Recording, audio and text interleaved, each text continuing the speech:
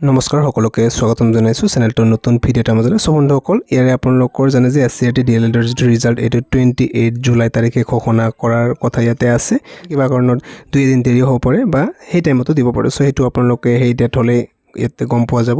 so আজি আলোচনা কৰিম তাৰ বাবে ইম্পৰ্টেন্ট ডকুমেন্ট আপোনালোকৰ কাউন্সেলিংৰ বাবে যেতে বা এডমিশন আপোনালোকে ফাইনাল এডমিশন লাভ কৰিব কি ডকুমেন্ট ইয়াতে লাগিব সব প্ৰথমতে ইয়াতে 28 জুলাই তাৰিখে যদি ৰিজাল্টটো দিয়ে আপোনালোকে ইয়াতে চাও পাৰিব যে যেটো ৰিজাল্ট ঘোষণা কৰিব সেই ৰিজাল্টত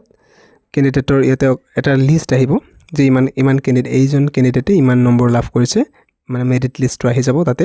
তাতে সকলো ক্যান্ডিডেটৰ নাম ইয়াতে থাকিব সকলো ক্যান্ডিডেট মানে যি সকল ক্যান্ডিডেট ধৰক পজিটিভ মাৰ্কস পাইছে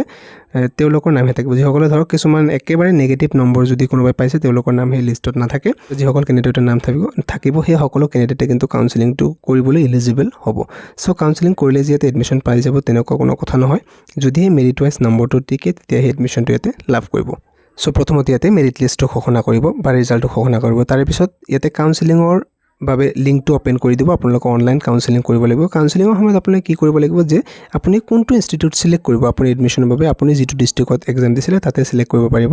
সো আপুনি সিলেক্ট কৰিব কোনটো প্ৰিফাৰেন্স 1 প্ৰিফাৰেন্স 2 আপোনালোকৰ ডিস্ট্ৰিক্ট অনুযায়ী বা যত এক্সাম দিছিলে তাতে কিমানটা টিচিং এডুকেশন ইনষ্টিটিউট আছে সেই অনুসৰি আপোনালোকে ইয়াতে সিলেক্ট কৰিব পাৰিব সো তাৰ পিছত আপোনালোকৰ যদি মেৰিট ওয়াইজ নম্বৰ বিলাক টিকে তেন্তে আপুনি তাতে এলটেড হৈ যাব আৰু কাউন্সেলিংৰ আপোনালোকে ডকুমেন্ট ভেৰিফিকেশনৰ বাবে মাতিব সো আপোনালোকে তাতে যেতিয়া ভেৰিফিকেশনৰ বাবে যাব আপোনালোকৰ এডুকেশনৰ ডকুমেন্ট সমূহ কি বেছি আছে সক আপোনালোকৰ যেটো এছ প্ৰুফ আছে এই এছ প্ৰুফ সাৰ্টিফিকেট হিচাপে ইয়াতে আপোনালোকে মেট্ৰিকৰ যেটো এডমিট কাৰ্ড হেখন লব পাৰে নাইবা তাৰ সাৰ্টিফিকেট এবিলাক আপোনালোক লৈ যাব লাগিব অৰিজিনাল প্লাস জেৰক্স কৰি লৈ যাব লাগিব এক কপি কৰি সেলফ এটেস্টেড কৰি তাৰ পিছত পাস সাৰ্টিফিকেট লব লাগিব বা লগতে মাৰ্কশিট লব লাগিব হায়াৰ সেকেন্ডাৰী তাৰ পিছত আপোনালোকৰ ইয়াতে কাষ্ট যদি কোনো ক্যাটাগৰীৰ পৰা বিলং কৰে কাষ্ট সাৰ্টিফিকেট লব লাগিব he is the permanent resident of Assam অৰ্থাৎ আপোনালোকৰ ইয়াতে পিআৰসি ইয়াতে আপোনালোকৰ পিআৰসি খন লাগিব আৰু যি সকল পিআৰসি নাই তেওঁলোকে এডমিশন পাব না নাই সো কিছুমান ইয়াতে জনাই আছে যে পিআৰসি নহলে এডমিশন পাব না নাপায় সো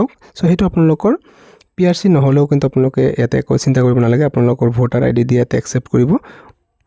ভোটাৰ আইডি কাৰ্ড লৈ গলে আপোনালোকৰ যদি যি সকল পিআৰসি নাই যি সকল আছে তো বহুত ভাল কথা যি সকল নাই তেওঁলোকৰ ভোটাৰ আইডি কাৰ্ড ইয়াতে ৰেসিডেন্ট প্ৰুফ হিচাপে একসেপ্ট কৰি দিব যি সকল পিডব্লিউডি ক্যাটাগৰীৰ পৰা হয় বা তেওঁলোকে যদি এপ্লাই কৰিছে পিডব্লিউডি কোটাত তেওঁলোকৰ ইয়াতে এই সাৰ্টিফিকেটখন লৈ যাব লাগিব লগতে এটা আন্ডাৰটেকিং দিব লাগিব আৰু এইখিনি কথা মই ডিটেইলছত আপোনালোকৰ হৈতে পিছত আলোচনা কৰিম যদি ইয়াতে ৰিজাল্টটো যেতিয়া ঘোষণা কৰিব তাৰ পিছত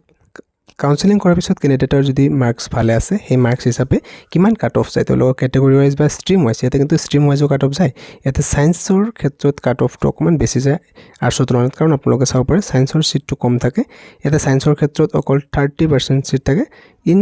each district 30% of the total intake capacity will be reserved for the candidate having science stream science or babe 30% seat thake aru 70% seat thake yate arts and other stream mane arts commerce adi bilakor khetrot yate 70% seat thake so hei khetrot science or cut off to okoman besi jay aru yate application fees or khetrot apnalokor jodi joabar sai yate বেলেগ institute wise বেলেগ লয় কিন্তু সকলো বিলাক এটো মিলাই লয় কোনো থাতে বেছি নলয় সো গেতে সো ইনষ্টিটিউট ওয়াইজ কিছুমান বেলেগ থাকে ইয়াতে আপোনালোকৰ 4700 আছিল ইয়াতে 4700 টকা বা কিছুমান 5000 এনেকুৱা লৈছিল তাৰ আগত যদি আপোনালোকে চাই ইয়াৰে আগৰ বছৰ ইয়াতে 1300 रुपीस অনলি আছিল এনেকুৱা ইয়াতে সেমিস্টাৰ ওয়াইজ লৈছিল তেতিয়া সেই কাৰণে কম ল হৈছিল তাৰপিছত কিন্তু যোৱাবাৰ যেটো লৈছিল টু 1 ইয়াৰৰ একেবাৰে লৈছিল অৰ্থাৎ ফাৰ্স্ট সেমিস্টাৰ অৰ্থাৎ ফাৰ্স্ট সেম আৰু লগতে ইয়াতে আপোনালোকৰ plus second first same plus second same একেলগে লৈছিল সেই কাৰণে 2 বছৰ 1 বছৰ একেবাৰে লৈছিল সেইভাবে ইয়াতে বেছিকে লৈছিল অৰ্থাৎ